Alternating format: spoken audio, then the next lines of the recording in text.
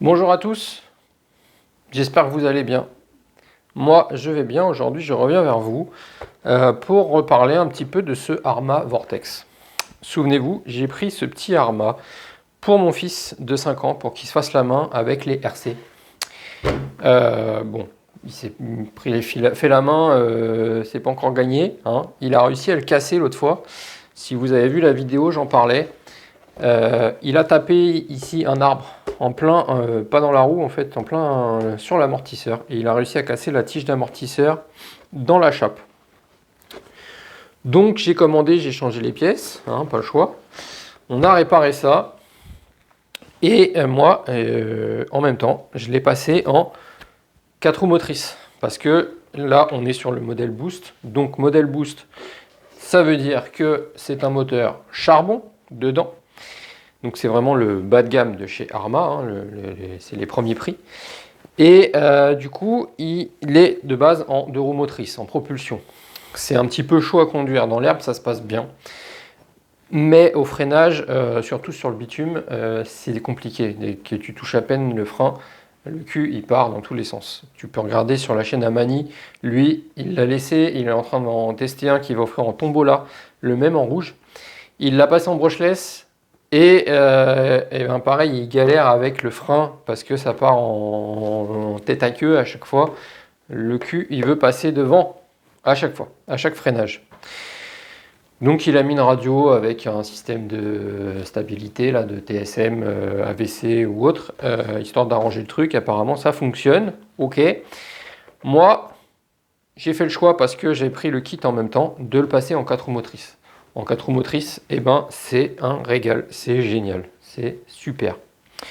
Donc on a avec du coup la petite radio là, pareil, la plus bas de gamme de chez Spectrum, la SLT2, donc radio de voix, toute simple, hein. Ça fait le taf, elle est bien parce que dessus on a une bride quand même, elle est hyper simple, mais on a quand même une radio avec une bride, 50%, 75 ou 100% de puissance. Là tu peux régler simplement avec un petit bouton, tu vois. Regarde, pour ceux qui ne connaissent pas, je vais te montrer ça ici. Là, tu vois. Donc là, tu choisis 50%. Là, tu passes à 75 ou 100%. Donc moi, bien sûr, je la roule en 100%, hein, parce que là, niveau perf, on est vraiment juste. On dépasse pas les 35 à l'heure. J'ai pas mis le GPS dessus. Je crois que Mani l'avait fait. Lui, il l'avait chronométré à 30 km/h. C'est un peu chaud, 30 km/h.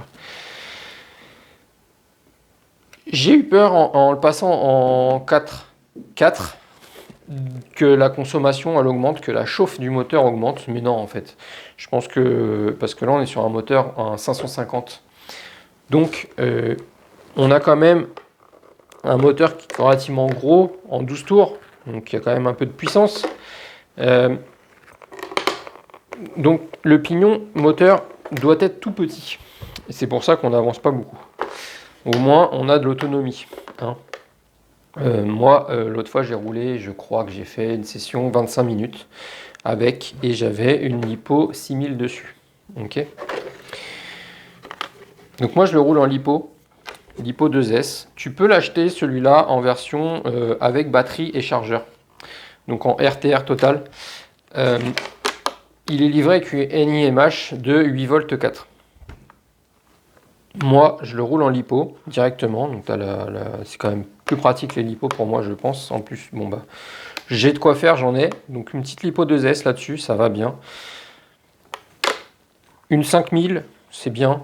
Comme ça, tu roules pas non plus trop longtemps. Tu fais une petite session de 20 minutes. Le moteur, moi l'autre fois j'ai roulé dans l'herbe, j'ai roulé quand même, j'ai envoyé un petit peu.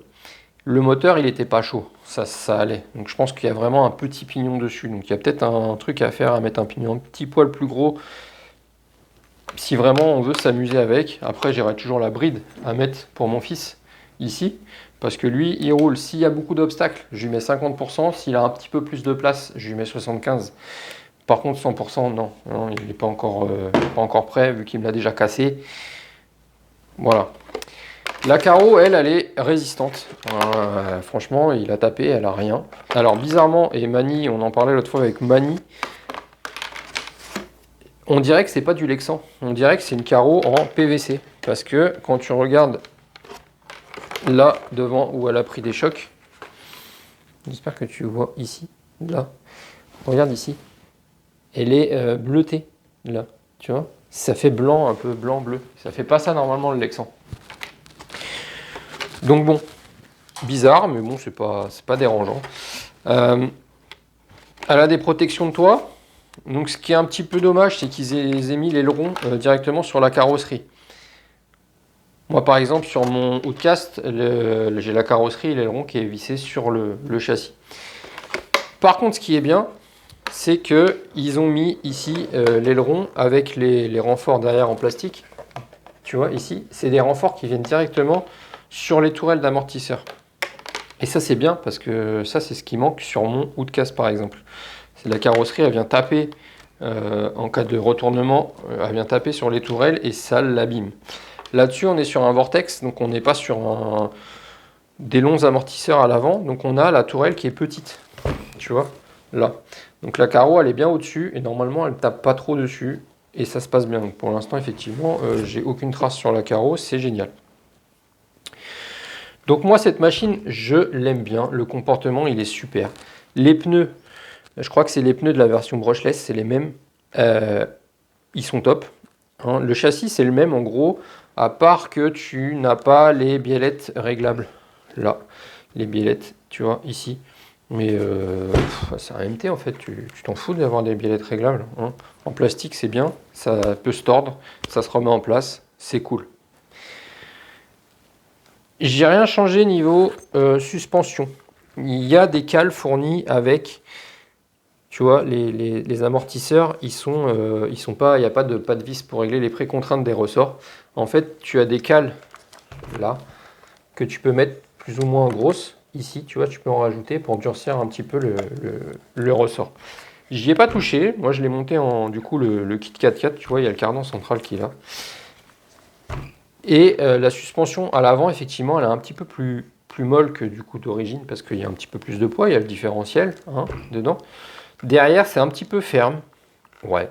Mais ça va à merveille. Moi, j'aime bien. Ça se passe bien. Ça mériterait peut-être d'être un petit peu plus souple à l'arrière. Mais bon, voilà. Donc, que dire d'autre? Bah, comme je te disais, j'ai la petite télécommande qui fait le taf. La seule chose à reprocher du coup à cette machine, bah, c'est le manque de puissance. Ouais, c'est ce petit 12 tours là en 550 charbon, tu vois, là. C'est un peu juste, hein. C'est un petit peu juste. Donc, la machine est super résistante. Elle est suffisamment haute pour passer quand même dans l'herbe. Pas dans l'herbe haute, mais dans l'herbe, ça se passe bien. Les différentiels, ils sont là, ils sont cool. Les amortisseurs, ça se passe bien aussi. La carreau, elle résiste bien, elle est top. Donc vraiment, le seul point noir, parce que là, maintenant, passer en 4 roues motrices, il est vraiment cool. Moi, j'adore. Je l'ai roulé, franchement, je me suis éclaté avec. Hein. Ça manquait juste de puissance. Ouais. Il faudrait le passer en brushless. Parce que c'est vrai qu'un moteur charbon, en plus, ça chauffe. Si on veut enchaîner les packs, ça va chauffer, il va pas aimer le truc. Moi, du coup, j'ai regardé ce que j'avais de côté. Et il me reste, du coup, quelques trucs. Là, j'ai 3 moteurs qui traînent. Brushless. Ok. Donc là, comme tu peux le voir, j'ai du 36-60. Tu vois, regarde. J'ai un 36-50, un 36-60 et un autre 36-60, tout neuf, encore emballé. Donc les deux 36-60, c'est des moteurs que j'ai reçus des abonnés. Et donc là, j'ai un 4 pôles 3300 kV en 36-60. Je pense que ça va être juste parfait pour cette petite machine. Donc le 36-60, ça correspond bien à la taille, à la dimension du moteur qu'il y a d'origine, un 550 charbon, tu vois, ça irait bien. J'ai un petit 36-50, alors celui-là, il va être un peu trop violent parce que c'est celui que j'utilisais pour faire des speedruns avec mon TT02, et là on est sur 5200 kV. Alors ce moteur-là, ils sont le chaud, non, ils sont pas le chaud. Il a pris 4S, hein, il a pris 4S quand même. Il fonctionne encore à merveille. C'est un surpasse hobby. Les aimants, tu vois, moi, toi tu le sens pas, mais moi je le sens. Ils sont quand même assez balèzes par rapport à ce truc-là, Goul RC. Lui, il a des aimants, vraiment, tu les sens pas, quoi. Je vais ouvrir celui-là. Mais là, on est sur du 4600 kV en 3660. 4600 kV, c'est encore peut-être un petit peu trop pour la machine. Là, on est sur un bon truc. Hein. S-Run 3660, 4600 kV. Là, on est sur un beau moteur quand même. Un beau moteur qui mériterait une machine un petit peu mieux que ça. C'est la version G2 en plus. Ouais, à voir. Ça, on mettra ça sur une autre machine. Donc, ça va jouer plutôt entre ça et ça. À savoir que, sur cette machine, le point noir quand vous PC en charbon, il y a plusieurs points noirs déjà, c'est que on n'est pas sur le module 0.8 qu'il peut y avoir sur la version brushless. Là, on est sur du 48 dp, je crois. Donc, on a des dents beaucoup plus petites. On n'a pas le support moteur en alu, on a un support moteur en plastique. Et du coup, on n'a pas la couronne, comme je disais, en 0.8. On a, du coup, on n'a pas le même slipper. Donc, il faudrait changer couronne avec slipper intégré, si on veut vraiment l'autre version avec les grosses dents. Donc, il vaut mieux avoir un petit brushless quand même cool, je pense, dessus. À savoir aussi, deuxième point noir, c'est que quand vous changez, que vous voulez passer en brushless, il ne suffit pas de mettre un variateur brushless, il va aussi falloir changer la radio. Parce que là, le récepteur, il est intégré au variateur. Oui, ça, c'est dommage, c'est un joli coup pour eux, parce que du coup, bah, tu peux pas changer, ou alors il faut tout changer. Et ça, c'est un peu dommage, parce que cette petite radio, elle était bien. Hein, elle était bien, mais du coup tu peux pas la garder si tu passes en brushless.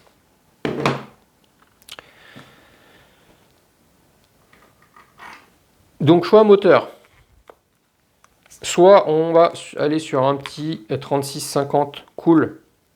Du coup on a un axe de 3. Ça irait là-dessus. Mais bon là celui-là il a un peu trop de kV. Celui-là il serait parfait en termes de kV parce que là on est sur 3300 kV. En plus, on a quand même un plus gros moteur. Donc pour un petit MT comme ça, c'est bien. Le problème, c'est que lui, il est en axe de 5. Et donc, qui dit axe de 5, dit qu'il faut un pignon qui correspond avec un trou de 5. Et pour avoir un pignon qui correspond, il va falloir... Je ne l'aurais pas le trouvé en 48 dp comme il y a là d'origine sur la couronne. Ça veut dire que si je veux passer un moteur comme ça, avec un axe de 5, qui irait parfaitement sur cette machine, il faut que je lui change le slipper et que je lui mette celui du brushless pour pouvoir avoir un module 0.8 et du coup pouvoir mettre un pignon en module 0.8 qui ira sur mon axe de 5. Un variateur, ça j'en ai un, pas de problème. Du coup, il faudrait que je lui trouve une radio pour lui mettre là-dessus. Avec le variateur que j'ai, je lui collerai bien ce petit moteur là, mais du coup, il faut que je trouve le slipper qui va bien pour monter un module correspondant à ça.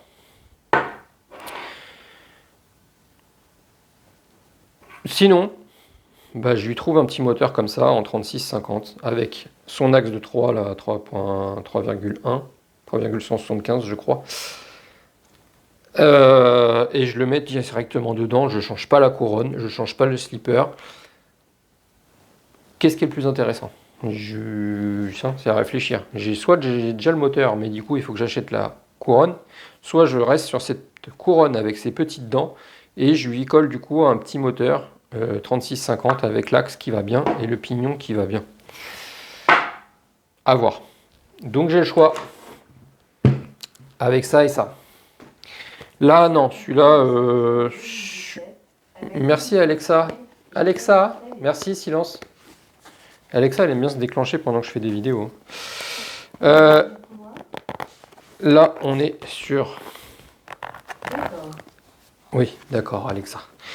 Là, on est sur... Ah, j'ai rien pour l'ouvrir. Là, on est sur un truc un petit peu mieux. On est sur un bon moteur Hobby-Wing que David nous a envoyé, que je vais pouvoir utiliser, mais je vais pas l'utiliser là-dessus quand même. On va pas faire le fou. Une 3660, c'est cool. 4600 kV, c'est beaucoup. Donc là, grosse conso. Hein. Ça, c'est sûr que là, sur un moteur comme ça, on va avoir une grosse consommation. Donc à voir sur quelle machine on va mettre ça. Il est beau, hein. Voilà. Regarde un petit peu.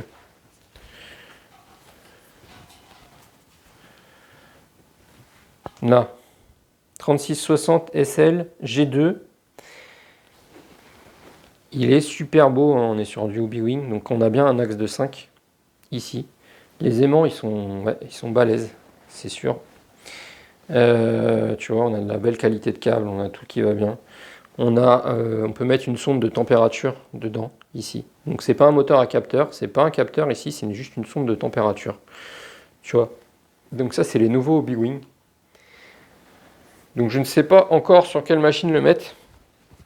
Mais t'inquiète pas, David, si tu regardes la vidéo, il va aller sur une machine qui sera adéquate. Parce que moi, je fais quand même pas mal de 1/10. Et un moteur comme ça, eh ben, il mérite une belle machine. Ok.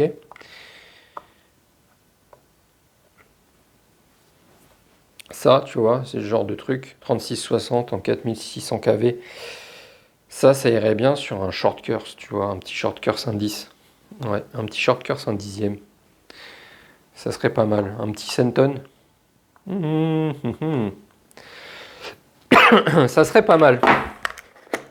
Ça me plairait bien. Un petit Obao. Oh, ils te fournissent même un pignon moteur, dit. Ils te fournissent un pignon. Ouais, c'est des petites noix en plus, ça. Attends voir. Qu'est-ce que c'est comme module? Alors ça, c'est la première fois que je vois ça avec le moteur. Ils te fournissent un pignon. Un tout petit pignon, hein.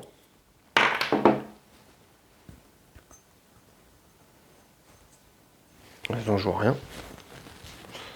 Tu vois, regarde. Ils me fournissent un pignon. Je sais pas ce qui est écrit dessus, je vois rien.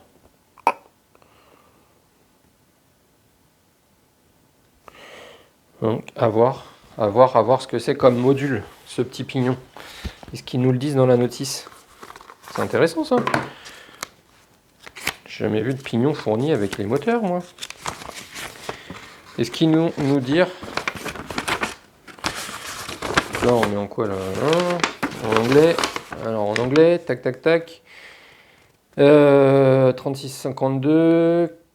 4600 kV G2, ok. Donc ça prend que jusqu'à 2S, hein, ce moteur. Il prend pas 3S. Il n'est pas donné pour 3S. On est bien sur le 4600 kV, ouais, il est là. Donc on est sur du 2S maxi. Clac, clac, clac. 4 pôles, ok. Implication, tu vois. 1/10 SCT. Ou Truck, ou Monster Truck. Ouais. Moi je le vois bien sur un short curse, un SCT. Qu'est-ce qu'ils nous disent? Ils nous parlent pas du pignon du tout. Non, ils nous parlent pas du pignon fourni. Ils nous parlent pas du pignon fourni. Bon. Parce que les dents me paraissent petites, hein, quand même. Alors qu'est-ce que c'est que ce module? Est-ce qu'on est bien sur un module 0,8? Ah, j'aimerais bien savoir. J'aimerais bien savoir ce que c'est que ce module. Module 0,8 ou autre chose. Mais les dents me paraissent petites. Est-ce que ça correspondrait à du 48 dp en axe de 5, ça m'étonne. Ça m'étonne, ça m'étonne. Mais c'est sûr que sinon, là-dedans, en 2S, là, ça pourrait envoyer fort. À voir les gars. Bon, en tout cas, voilà. Moi, je voulais revenir sur cette machine, le petit Vortex Arma Boost. Donc là, le seul point négatif, parce que sinon, il est génial. Le seul point négatif, c'est ce moteur à charbon qui est un peu léger. Vraiment léger, ça manque cruellement de performance en fait. Hein, même, ouais, il y a la bride, donc pour les petits, c'est bien. Voilà. Pour les petits, c'est bien, mais sinon, ouais, ça manque. Donc je te laisse là-dessus. C'était un petit retour de ma part sur cette machine. Donc n'hésite pas, franchement c'est une bonne machine si tu veux débuter, si tu as quelqu'un qui veut débuter, qui veut une petite machine sympa. Elle est haute suffisamment pour passer dans l'air, pour passer un peu partout, pour faire des petits sauts. Elle est pas trop haute, c'est pas un monster, donc ça va moins se retourner, tu vas pouvoir rouler un petit peu bitume quand même avec. Les pneus, ils accrochent pas trop, ils accrochent comme il faut. Les suspensions, ça se passe bien. Juste le passer en 4 roues motrices, c'est juste merveilleux, ça change la vie. En 2 roues motrices, non. Non, c'est nul. Voilà les gars. Donc je vous laisse là-dessus. La prochaine fois, la prochaine vidéo sur ce sujet, je pense que vous verrez ce que j'aurais changé sûrement le moteur là-dessus. Hein, ok, on va le passer en brushless ce truc. Alors je vous laisse là-dessus. Allez, passez une bonne journée. Ciao.